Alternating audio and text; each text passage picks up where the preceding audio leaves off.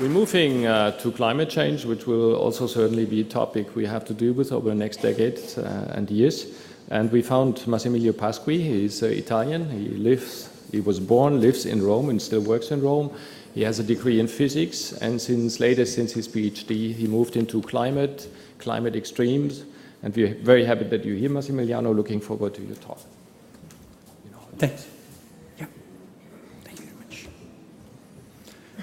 Thank you very much. Good morning, and thank you for inviting me and giving me the opportunity to have this very, very nice and great view of you.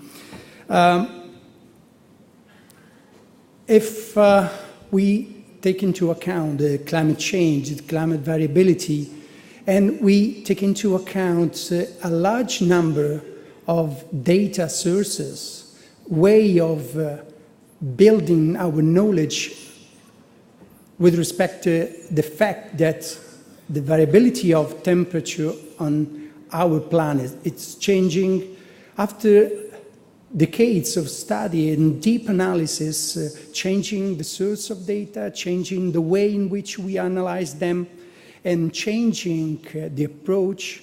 The picture we have is clearly we are increasing the heat on this planet, and the temperature at global scale is rising. And during the last decades, this rising has gone faster than ever. This is, of course, due to a large amount of different reasons. The first is essentially the way in which we are living on this planet, and the anthropogenic effect is relevant within this kind of issue. And up to now, the world has warmed more than 1 degree Celsius since the Industrial Revolution, and the Paris Agreement, climate agreement that was stated in 2016, hoped to restrict warming to 2 degrees. This is an updated overview of the global temperature anomaly, up to date. Again, this year is among the highest ranking years at global scale, and we see and we know that most of the recent years are relevant in this special list. James Hansen, who is one of the most famous climate scientists, has called the 2-degree warming a prescription for the long-term disaster. It is a very specific view of our future. And what about a 3-degree level? Well, the 3-degree warming is a prescription for a short-term disaster. This means that we know a lot of what we have to know to change our way of thinking of our planet. At European scale, we know that there is, during the last decade, there is an increasing number of people exposed to flooding, since the vulnerability of our continent has increased a lot, and climate change did its job, increasing the number and occurrence of floods, and also changing the way in which this kind of high-impact weather events are impacting in our continent. We can do such kind of analysis in a very strictly and a deep and profound way, highlighting many specific details of what is going on. For example, we are knowing that the major floods in Europe has increased, and even if there is a large amount of heterogeneity among the continents, there are some specific areas that are much more hit by this kind of high-impact weather events. But our knowledge is able also to describe how the precipitation distribution is changing. We have different way of analyze that. Many mathematical and physical methods are able to highlight single specific elements. For example, the distribution of dry spell or wet spell, which are a series of precipitation days. And this kind of sign, are making the footprint of climate change in Europe. And we know also that the level of heterogeneity of changing the precipitation distribution is really high and relevant, and describe a Europe divided essentially in two main parts. The northern part is experiencing an increase of precipitation, while the southern part, especially the Mediterranean basin, will see a decrease, is seeing a decrease of precipitation, and will see furthermore a decrease in precipitation. But some kind of precipitation events are increasing on the other part. And these kind of differences are changing the environment that we know up to now. We know also that the footprint of climate-related events is increasing in terms of disasters. This is, of course, due also to the increasing amounts of structure activities that we are building, and they are growing in our countries. But, of course, climate change is acting on the other side, and these two main drivers are producing an essential and fundamental change in the environmental. Well, these kind of pictures, a large flooded area, are quite typical in Europe. This is an example of a flood in central Italy in 2012. But such kinds of situation of areas flooded by single events, a single severe precipitation event is quite typical and frequent. And the occurrence of such kind of elements will see an increase in the future, in the near future. On the other hand, we know and we are confident with the fact that the drought side of the precipitation distribution is happening more often. Even this year in Northern Europe, we faced a severe event in terms of drought. Last year was a record-breaking year for the southern part of Europe, especially for the central Mediterranean, in terms of drought that started in winter and lasted at the end of summer. So this kind of event, the drought events, are evident now, and we know that in the future such kind of high impact climate events will be more often appear, and the Mediterranean basin in particular, and Southern Europe in more general, is a not topic for drought issue at global scale. The distribution of precipitation, the changes in the distribution of precipitation will lead to a large amount of problems and issues. With respect to the water scarcity issue, we know that we have a large number of direct impacts, for example, the forest fire occurrence or the disturbances to the ecosystems, but also the agricultural sector is expecting to be under pressure by the diminishing of precipitation and eventually drought periods, but we also have to know that there are a huge number of indirect events and impacts, such as, for example, the price of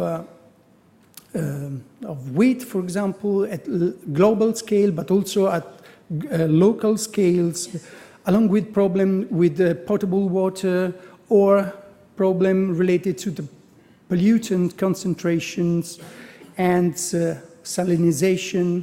All these kind of impacts, direct and indirect impacts, will lead to a world, Earth, planets in which user conflicts will be more evident, will be more severe, and they will be more and more evident in the near future. Sometimes related to the droughts, we have another very impacting event, which is the occurrence of heat waves. Heat waves in Europe is a very special impact event, especially for the central and southern parts of Europe. And in the last decades, in the last year, we redraw our knowledge about the occurrence of heat waves. And we know now that this the observed increased number of occurrence of heat waves is essentially something that we have to have clear in mind in our future, especially for the next future.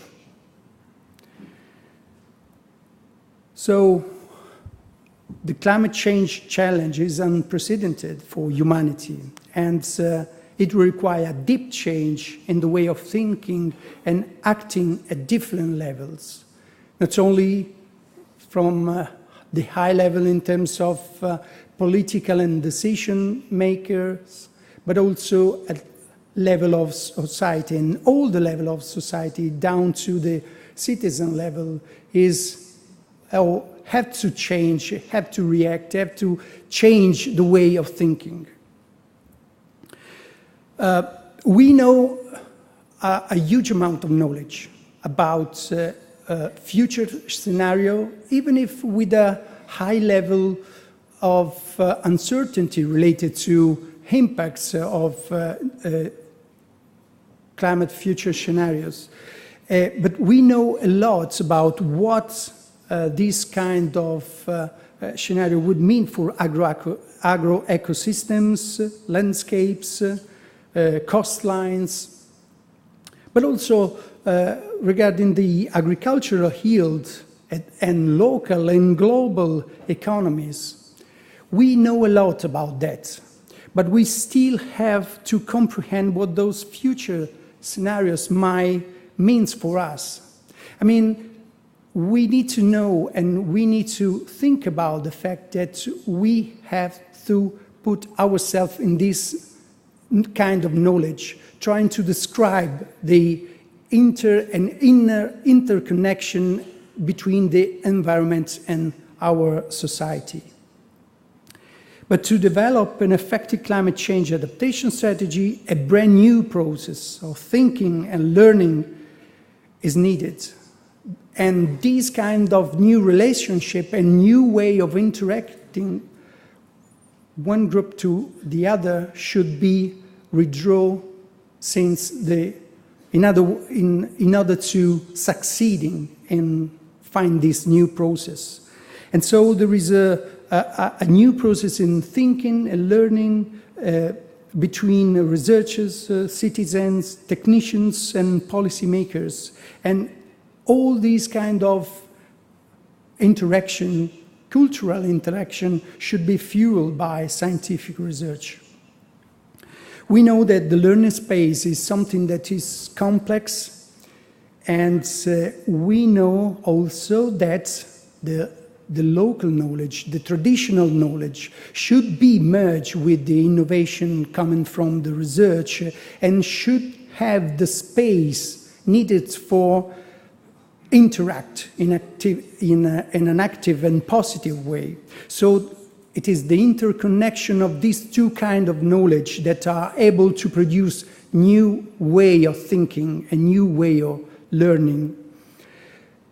This is really important with respect to the decision cycle in which we are acting in a place, in a planet in which more of the choices that we made should be identified, but they have no clear boundaries. So the process, the decision process should be done and performed with a consequent way in which we try to test and to modify the decisions. And we have to move through the decision into this adaptive space. The conceptual framework of perceiving and adapting process is essentially a path through the learning and the understanding of the process at local scale, at a landscape scale, but also at global scale, and trying to transform this kind of information in practicing in order to finally arrive to a transforming way and a transforming action of knowledge. And this, in order to have a more resilient and more robust society in terms of capacity of coping with climate change. The climate change adaptation must be understood not as a state to reach. We don't have a single solution, but we know and we have the knowledge to provide a continuous transformation that implies continuous changes at different levels. And this kind of path should be seen not as a defined route to follow, but a path that continually change. Action should be not seen as an interlocking set of pieces. The fit into approach is not working in the climate change, for the climate change issue. But we have to think about a new way, like the shoes and feet, in a continuous co-evolution and co-design of the process, in which the relationship at the basis and at the root are the roots of all the process and the decision. We know that there is a huge number of national and international initiatives working on the problems and impacts and potential benefits from climate change issue and the climate variability. And among all the programs, I here just put my personal knowledge on MAXUR initiative, a European level initiative on coping with climate change in terms of crop modeling, livestock modeling, but also in the agricultural sector. And studying all these patterns, these complex patterns with the interconnection among actors that are sometimes more simple, sometimes are deeply and complex, but such kind of knowledge could be used to build a new framework of reference in which all the pieces are identified, and we are trying to identify the interconnection in order to have a more holistic and effective overview of the framework. Furthermore, we have the chance to have the benefit of a large effort of the European community, which is specifically devoted for the development for climate services. Climate services has received the attention and also the funded attention by the European community, and now we are tens of different European projects that are acting to migrate and to transform the basic information about climate change into direct information about what we can do, the so-called window of opportunity, in which the basic information about climate could be used by technicians and non-specific, with a non-specific knowledge about climate decision makers or at political level in order to take decisions.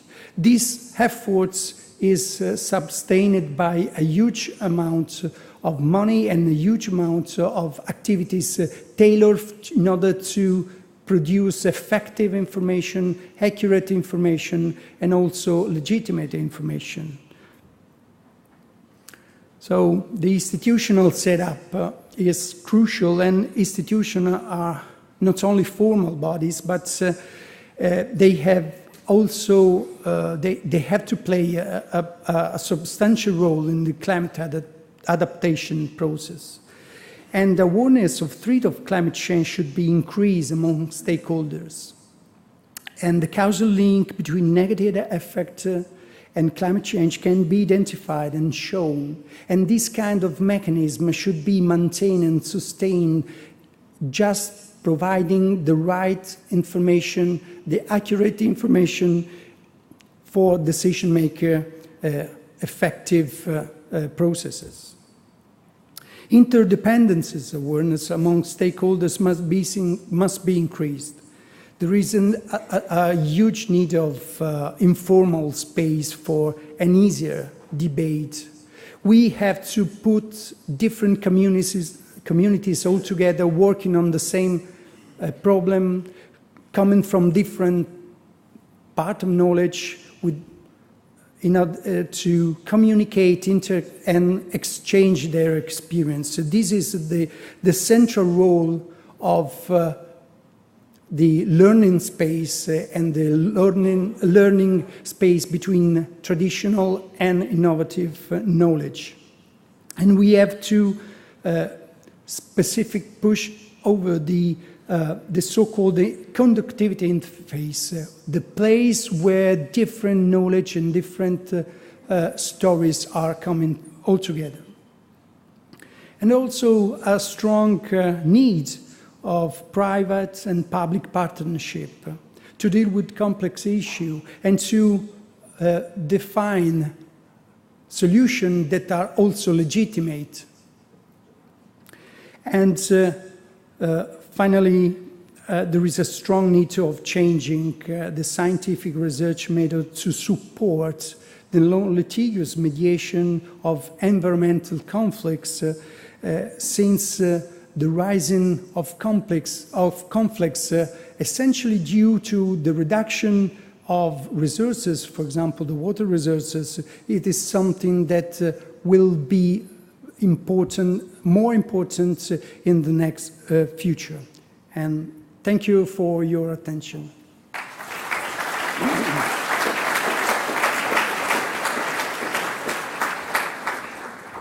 Thank you very much, Massimiliano, for this excellent talk. We have time for one or two questions. Massimiliano, you're talking about the new process which have to be started. What do we have to do to start it?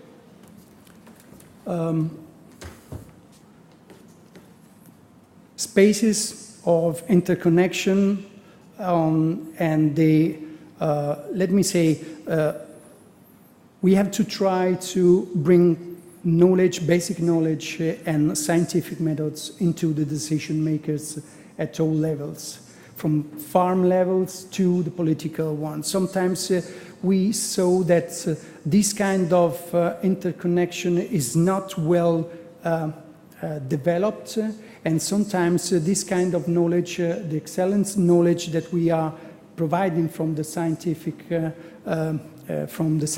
process and the scientific activities is not reaching the decision-making level, sometimes because it is something that is not tailored for a direct usage of this kind of knowledge. So we have to merge together the two sides and to increase the interconnection that is essentially a base for the relationship among different groups and different source of information.